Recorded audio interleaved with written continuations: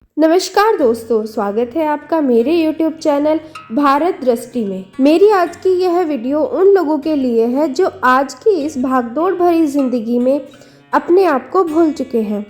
पैसे और सुख सुविधा के अनंत सपने जागते हुए भी देखते हैं। धन और सुख सुविधाओं की हर चीज़ जुटाई हुई है, पर उनका सुख भोगने से वंचित है। जितना ज़्यादा परिश्रम कर रहे हैं, लक्ष्य उतना ही दूर जाता प्रतीत हो रहा है। छोटी छोटी बातों पर चिड़चिड़ाहट होती है। प्रश्न उठता है कि खुशहाल जीवन का केंद्र बिंदु क्या है।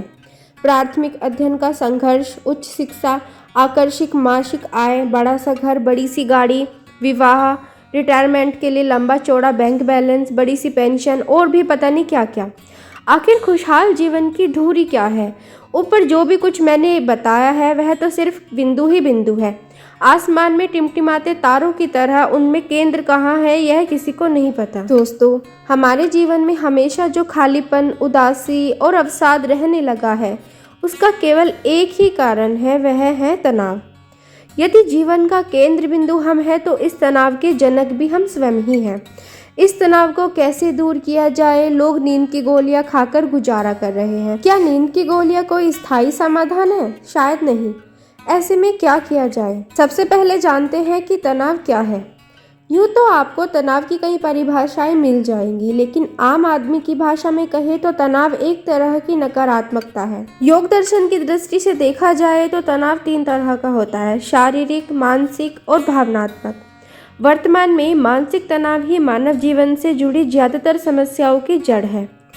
अब बात करते हैं तनाव को खत्म कैसे करें। यदि कुछ बातों पर विचार करके उनको अपने जीवन का सिद्धांत बना लिया जाए, उनको आदत के रूप में विकसित कर लिया जाए, तो तनाव से सदा के लिए मुक्ति पाई जा सकती है। तनाव को खत्म करने के लिए सबसे पहला बिंदु है सुख निरोगी काया। तनाव मुक्त जीवन जीने के लिए यह पहला और सबसे साधारण सिद्धांत है। सुखी होना और खुशी होना दोनों अलग अलग बातें हैं। अकल्पनीय मात्रा में धन कमाकर आप अपनी सुख सुविधा के लिए हर चीज़ जुटा सकते हैं, पर यदि आप उन सुख को भोगने की स्थिति में ही नहीं है, आपका शरीर ही आपका साथ नहीं देता है, तो ऐसे समस्त प्रकार के सुख होते हुए भी आप खुश नहीं रह सकते। आपका मन, शरीर स्वयं में एक पूरी दुनिया है। पहले उसको समझिए। जीवन में कोई भी उपलब्धि शरीर की कीमत पर हासिल करने की कोशिश मत कीजिए। यकीन मानिए, उस उपलब्धि से आपको तनाव और कष्ट ही मिलेगा। ऐसी हर उपलब्धि को उत्सव की तरह मनाने के लिए पूरी दुनिया आपके घर आएगी, लेकिन आपके कष्ट में शायद 2-4 लोग भी ना आए। इसलिए सबसे पहले अपने शरीर का ध्यान रखें। जब आप हैं तभी सब कुछ है। नंबर 2 पर आता है आपका मस्तिष्क। आपका मस्तिष्क ही नकारात्मकता का प्रवेश द्वार है। मानव बचपन में सकारात्मक ऊर्जा से परिपूर्ण होता है। उसे अगले पल की चिंता भी नहीं होती। वह जीवन मरण का फर्क भी नहीं समझता। जलते दीपक पर भी हाथ रख देता है, 1000 बार गिरता है, संभलता है, फिर उठता है। वह नकारात्मकता नहीं जानता। जैसे जैसे उम्र बढ़ती है, जाने अनजाने दिमाग में भय और नकारात्मकता आने लग जाती है। शरीर में जो भी घटित होता है, अच्छा या बुरा, सबसे पहले वह दिमाग में घटित होता है। नंबर 3 पर आता है मस्तिष्क और शरीर का असंतुलन। जीवन की आदर्श अवस्था वह है जब आपके शरीर और मस्तिष्क के बीच एक साम्य, एक संतुलन स्थापित रहे। जब तक ऐसा रहता है, किसी भी तरह का तनाव या बीमारी शरीर में नहीं रहती। जब शरीर को छोड़कर मन आगे की ओर भागने लगता है, तो मानसिक तनाव की स्थिति बनती है। ऐसे में शरीर के महत्वपूर्ण अंग हमारी ग्रंथियों पर ऐसा प्रभाव डालते हैं कि वे असंतुलित मात्रा में हार्मोन्स का स्रावण करना शुरू कर देती है। इन हार्मोन्स की असंतुलित मात्रा हमारे पूरे शरीर में असंतुलन पैदा कर देती है। इसका सबसे साधारण लेकिन घातक उदाहरण शुगर और थायराइड जैसी बीमारियां हैं। तनाव मुक्ति के लिए किन किन बातों पर अमल करें? कुछ साधारण सी बातों को अपनी आदत में शामिल कीजिए, उन पर अमल कीजिए, फिर देखिए आपके जीवन में कैसे अविश्वसनीय परिवर्तन आते हैं। बातें बहुत छोटी छोटी हैं, लेकिन आप अपने जीवन में बहुत बदलाव महसूस कर सकते हैं। सबसे पहले नंबर पर आता है दुनिया के सबसे खूबसूरत व्यक्ति से मिले। बचपन से लेकर अब तक आप बहुत बड़े बड़े प्रभावशाली सुंदर लोगों से मिलते रहे। जब मोबाइल नहीं था तो उनके ऑटोग्राफ लेते रहे। अब उनके साथ सेल्फी लेकर उसे सोशल नेटवर्किंग साइट पर अपनी प्रोफाइल के रूप में लगाते हैं और बहुत गर्व महसूस करते हैं। पर आज तक आप दुनिया के सबसे खूबसूरत व्यक्ति से नहीं मिले। वह आपसे मिलने के लिए आपके इर्द गिर्द घूमता रहा, पर आपने कभी उसे ना तो समय दिया और ना ही सम्मान। दोस्तों, दुनिया के सबसे खूबसूरत इंसान आप स्वयं हैं। आपसे ज़्यादा खूबसूरत और कौन है? आज दर्पण के सामने खड़े होकर अपने को अपनी मन की आंखों से देखिए। आप किसके जैसे दिखते हैं? किसी की तरह भी नहीं। आप सबसे अलग हैं। ईश्वर ने आपको सबसे खास बनाया है।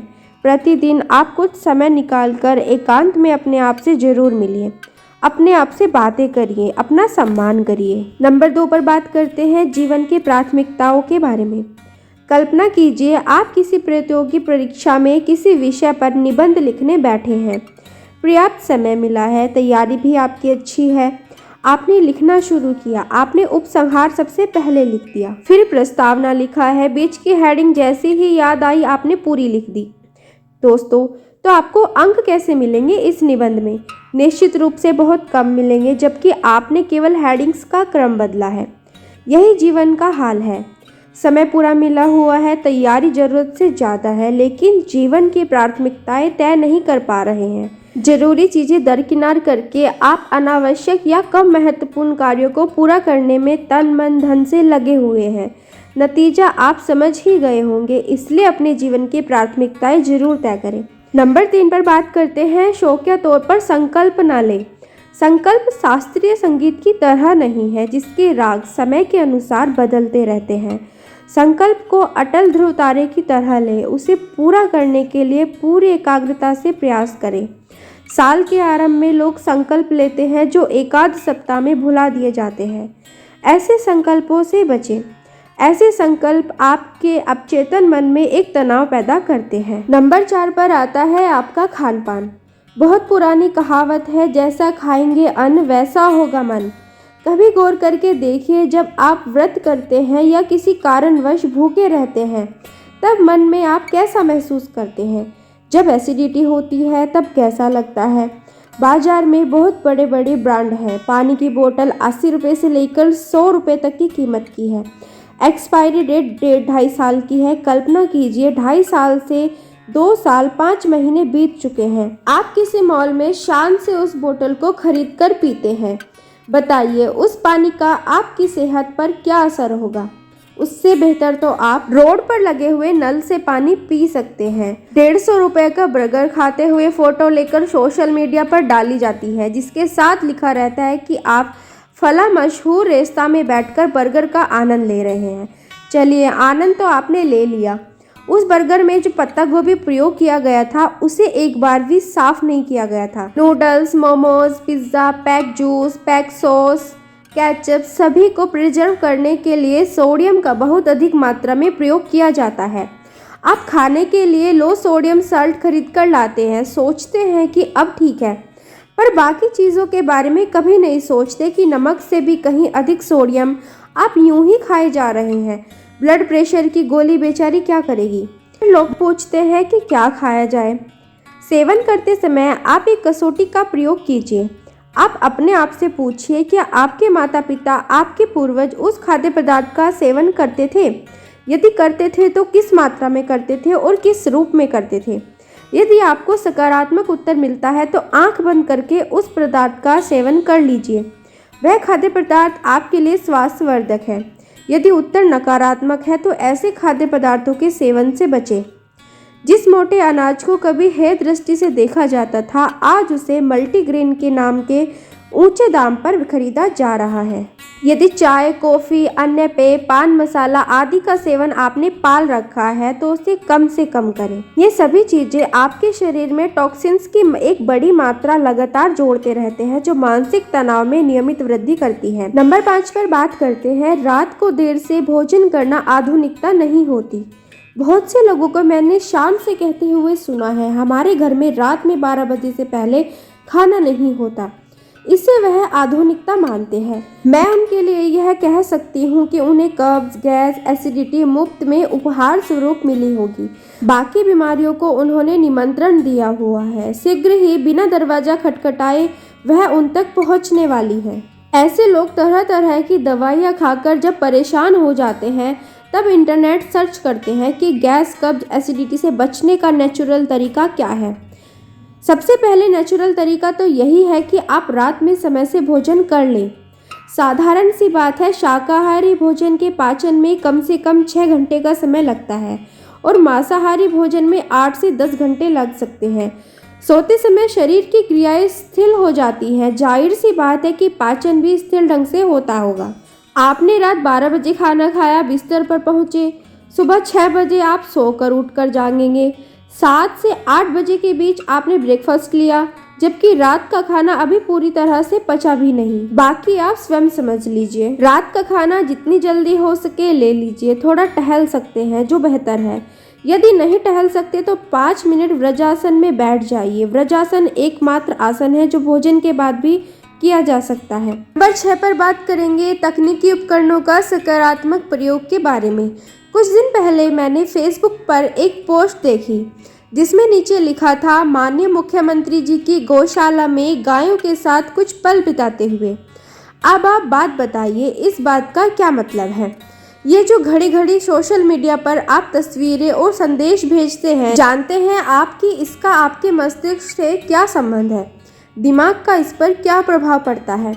आप संदेश या तस्वीर भेजते हैं, फिर दूसरों से उत्तर या प्रतिक्रिया की उम्मीद करते हैं, बार बार फ़ोन उठाते हैं। दिमाग परेशान है कि लोग प्रतिक्रिया क्यों नहीं दे रहे, क्यों लाइक नहीं कर रहे। आपने अपने किसी एक अचीवमेंट या सफलता के बारे में सोशल मीडिया पर तस्वीरें साझा की, लिखा, लोग ईर्ष्या के कारण कोई प्रतिक्रिया नहीं दे रहे हैं। आपका दिमाग उलझन में है। उधर आपके मित्रों को भी रात भर नींद नहीं आई कि आपने ये सफलता क्यों हासिल कर ली। सोशल मीडिया दोनों को तंग किए हुए है, दोनों का दिमाग तनाव में है।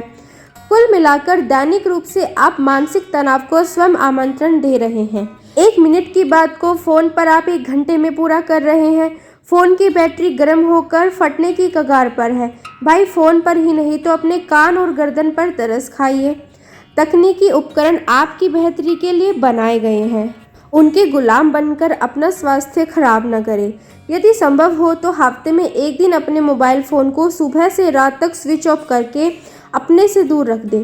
कल्पना करें कि आपके पास कोई फ़ोन नहीं है, यकीन मानिए बहुत शांति मिलेगी। नंबर 7 पर बात करेंगे अनावश्यक विवाद से बचें। ज़्यादातर लोग राजनीतिक पार्टियों, नेताओं, धर्म और रीति रिवाजों की बहस में शामिल होते हैं। ये ब्लड प्रेशर बढ़ाने का बहुत सस्ता और आसान तरीका है। जिन बातों को आप पूरी तरह जानते ही नहीं, क्यों उनके बारे में बहस करने में लगे हैं। ये तो हमारा भारतवर्ष है जहाँ इतनी स्वतंत्रता है कि आप सोशल मीडिया पर किसी को भी बुरा भला कह सकते हैं, वरना दूसरे देशों में तो आप चाहकर भी ऐसा नहीं कर सकते। यह भी मानसिक तनाव का एक बहुत बड़ा कारण है। कोशिश करें कि ऐसी तरह की बहस से बचें। वह ऊर्जा आप किसी अन्य सृजनात्मक कार्य में लगाएं, आपका मन खुश रहेगा। नंबर 8 पर बात करेंगे हार्दिक रूप से प्रकृति से जुड़े। आप जितना प्रकृति से जुड़ेंगे उतना ही सुख और शांति का अनुभव करेंगे। हवा के स्पर्श को महसूस करके देखिए, बहुत शांति मिलती है। नंबर 9 पर बात करेंगे अच्छे साहित्य और संगीत के बारे में। जिस तरह अच्छे शारीरिक स्वास्थ्य के लिए अच्छा पौष्टिक भोजन जरूरी है, उसी तरह अच्छे मानसिक स्वास्थ्य के लिए अच्छे साहित्य पढ़ना और अच्छा संगीत सुनना बहुत आवश्यक है। सकारात्मक और प्रेरणादायक साहित्य हमें अवसादग्रस्त होने से बचाता है। नंबर 10, बड़ी खुशी के इंतजार में छोटी खुशियों को कभी ना भूलें। खुशियाँ आपके चारों ओर बिखरी पड़ी है, आप उन्हें नहीं देख रहे। आपको खुशी का इंतजार है। आप छोटी खुशियों को भी मनाइए, उनको महसूस कीजिए। हर एक दिन उत्सव ही होता है। आप अपने अस्तित्व को सर्वोपरि माने। आप हैं तभी सब कुछ है। अपने शरीर और मस्तिष्क को तनाव मुक्त रखने की कोशिश करें। जो सामान्य सी बातें मैंने बताई, उन्हें अपनाकर आप अपने जीवन में असामान्य परिवर्तन ला सकते हैं। वीडियो को ध्यानपूर्वक सुनने के लिए आप सभी का बहुत बहुत धन्यवाद। वीडियो अच्छी लगे तो चैनल को सब्सक्राइब जरूर करें और अपने विचार भी रखें ताकि मेरा भी ज्ञानवर्धन हो सके। धन्यवाद।